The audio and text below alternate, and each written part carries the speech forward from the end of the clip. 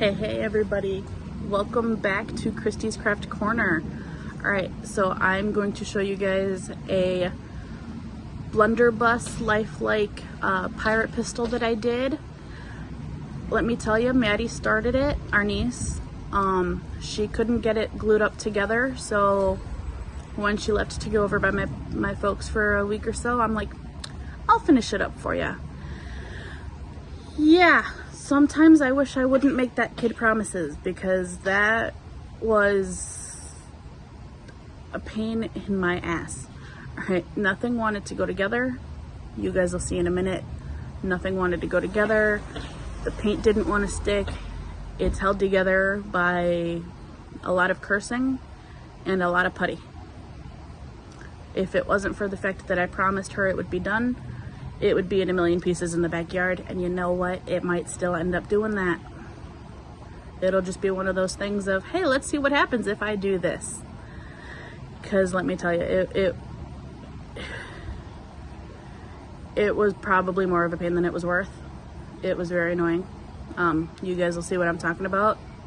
Let me know if anybody else has had those problems. And thank you for watching all these videos.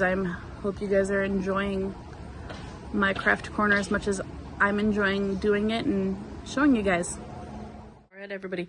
So this is the Blunderbus lifelike, kind of a pirate's pistol. My niece started it while she was here. She kind of gave up on it, and you know what? I don't blame her. If it wasn't for the fact that I am just so darn stubborn. This probably would have been in a million pieces in my backyard. This was a pain and a half to put together. So the bottom did not want to come together. If you look real close, you could actually see where I ended up puttying because it just did not want to fit. Yeah, there's some mistakes down there. The butt end did not want to fully. It took about 3 or 4 different tries to finally get that on, and the top still didn't want to get on, so I kind of took some liberties, puttied that in, made it more of an accent there. Let's see.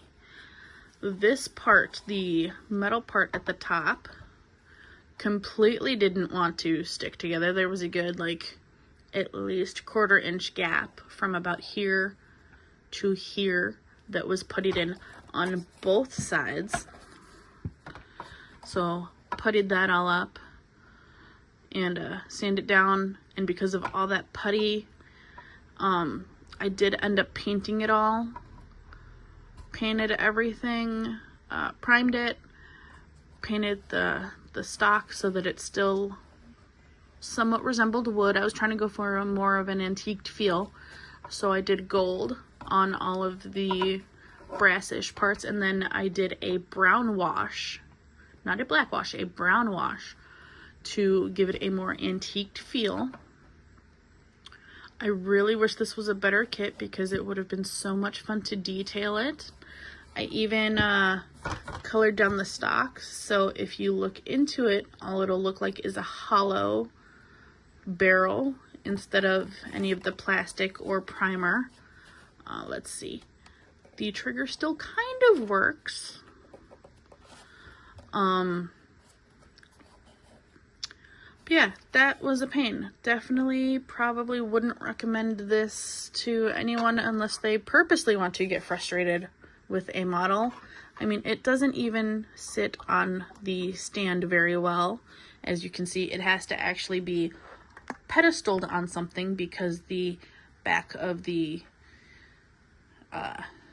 pistol lays real low. So if I were to actually have it on, let's say, a table, well, I guess it actually does kind of work. It doesn't hold up much very well on there.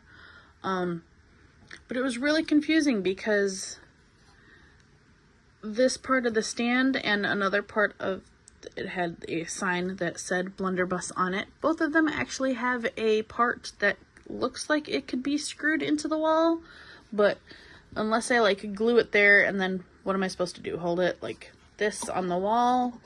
That's not really a part that you'd want to see. I mean, I guess you could put it like that, but This is probably not a kit that I would display. It was too much of a hassle. Like I said earlier, if I wasn't so darn stubborn, it should be in a million pieces in my backyard. Nothing wanted to go together. My niece tried, I tried. I think it took me 3 days just to glue the stock together. And a whole bunch of rubber bands, ponytails, clips later, and it somewhat looks acceptable. It looks either good really far away or really close up where you can see some of that detailing.